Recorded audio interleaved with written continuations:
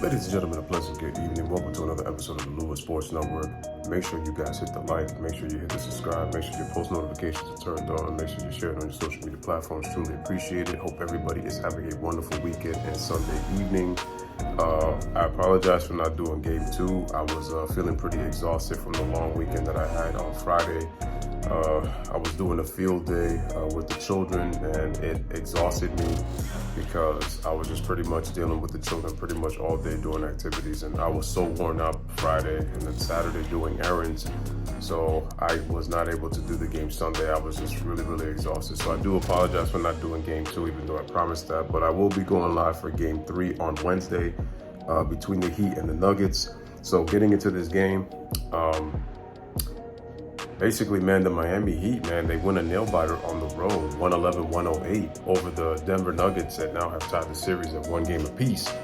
And we said coming into Game 2, Miami definitely had to be better. Jimmy Butler had to be better in order for him to have a chance to win. Now, we know that they lost the first game, 104-93. But with this loss, Denver now suffers their first home loss of the postseason after starting 9-0. That's number one. Miami's now 13-7 in the postseason overall. They're 7-5 on the road, and they're 6-2 at home in this postseason. So, pretty solid considering that this team was a 10th seed and had to fight to get into the 8th final playoff spot from the play-in tournament. But all right, getting back to this game. Okay, what was different in game 2 compared to game 1? Well, we saw Eric Spoelstra go with Kevin Love to start, so he was in the starting lineup. He grabbed himself 10 rebounds, scored 6 points in the action that he had. Now, Nikola Jokic, he was able to score, 41 points, and he had 11 rebounds, so he was more of a scorer in game 2. But see, that was Eric Spoelstra's adjustment with the Miami Heat. So Miami was more physical. Obviously, they got to play their zone defense. But I think the fact that they were able to mix their zone with physicality and did a better job of preventing the Denver Nuggets players from cutting to the basket was huge. And what they did was they forced Jokic to be more of a scorer and not only impose their will physically, but Jokic had more turnovers than assists. And you can neutralize the Denver Nuggets when you make Jokic more of a scorer than a passer. You don't want Jokic to play his all-around game because when he plays his all-around game, 9 out of 10 times, the Denver Nuggets win the basketball game. They have better flow offensively when Jokic is able to dish the ball along with score the basketball. So the more you make Jokic a scorer, the more it kind of takes away from the team in the rhythm. Michael Porter Jr. only scoring 5 points in 36 minutes. That's not going to get it done. Remember that Aaron Gordon had, 12 points in the first quarter off of post play? Well, he only had 12 points the entire game. Now, Jamal Murray, he struggled, even though he got it going late. He scored, 8 points in the fourth quarter, but he had 10 points through 3 quarters. That's not good enough. And when you look at the Denver Nuggets, no other player even cracked 20 points for Denver. Jokic scored 41, but no other Denver player even got to 20. At least for the Miami Heat, when you look at them, they had Jimmy Butler, who scored 21. They had Bam Adebayo, who scored 21 points and 9 rebounds. He played well for a second straight game. But how about Gabe Vincent? He came in and chipped in 23 points on 8 of 12 shooting. Also give Miami credit, they had 28 assists. Denver's assists were down because Jokic was more of a scorer than a passer. Also, great job by the Heat. They knocked down 17 three-pointers. That's another thing.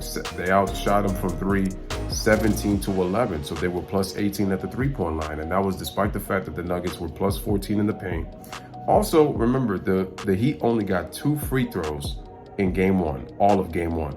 They went to the line 20 times in game 2. So that tells you they were more aggressive. And the Nuggets were committing more fouls in game 2 than they were in game 1. So you had 3 guys give you 20 points. Gabe Vincent led all Heat scores with 23. Jimmy Butler pretty much struggled most of this game, but then he came in with 8 big points in the fourth quarter, so he did a better job finishing the basketball game. With Denver, Jokic had 5 turnovers. Denver had, I think, 16 turnovers as a team, and Jokic had 5 of the 16 turnovers. But check out, actually, no, I'm sorry. Denver had 14 turnovers, not 16. And then Miami, they won the points off turnovers. They had 23 points off of the 14 turnovers by Denver, and Denver really couldn't score off Miami's turnovers. So Miami did a much better job. Give Coach Spoelstra and the Miami Heat a lot of credit, and this is with Caleb Martin, who, you know, has had his moments. He only scored 3 points tonight. But I thought there was, but the leadership, I thought good veteran leadership by Kyle Lowry, coming into the game and being a presence there in the fourth quarter.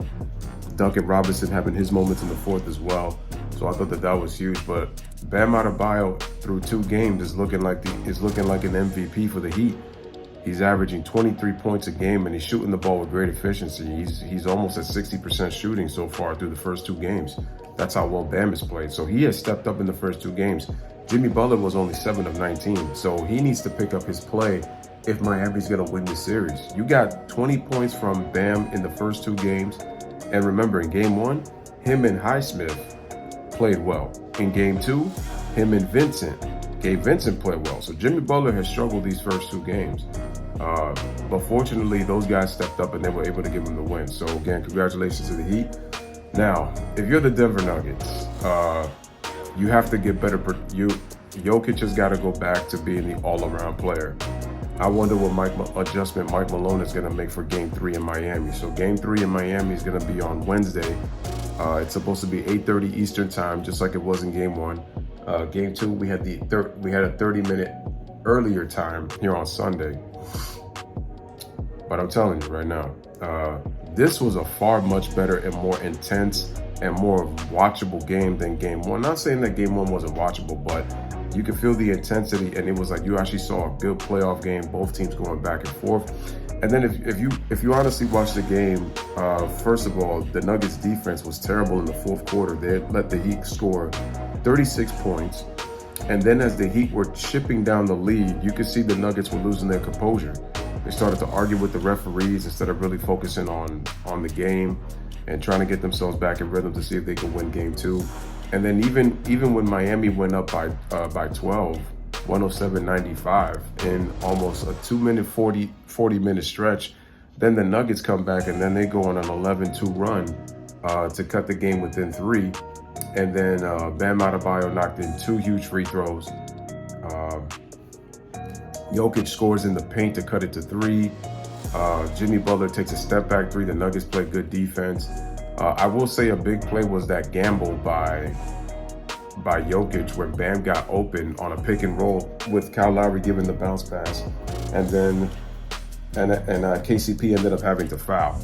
But that was because Jokic gambled on defense, and I thought that if he didn't gamble and Bam would have drove, and he could have just probably double teamed him, probably would have forced a shot, and the Heat, he probably doesn't go to the free throw line. You know, who knows? But man, this was a heck of a game, man, ladies and gentlemen. So ladies and gentlemen, this is your boy Louis with another one. Miami won a thrilling game. And by the way, this is the 7th time in this postseason alone that the Miami Heat have won 7 games in which they trailed by 10 points or more in a game. And the Heat trailed by 15 in this game to the Nuggets here in Game 2. And 2 of the 4 teams that were mentioned, I think it was the 2011 Heat, the 2012 Heat, and the 2022 Golden State Warriors. They're the only other team. They're the only other teams that trailed by 10 plus points in the postseason 7 times. The only thing is the 2012 Heat and the 2022 Warriors, they won the championship. The 2011 Heat did not, and we know what happened. They lost in 6 of the Mavericks in the finals. But if you look at those 2 rounds with the Celtics and the Bulls in the conference finals in 2011, the Heat were down double digits quite a lot in combining those 2 series. But ladies and gentlemen, this is your boy Louis with another one. Let me know what you guys think in the comment section in Game 2 and what adjustments do both teams need to make for Game 3. Bless up, live, laugh, love. Thank you guys for watching.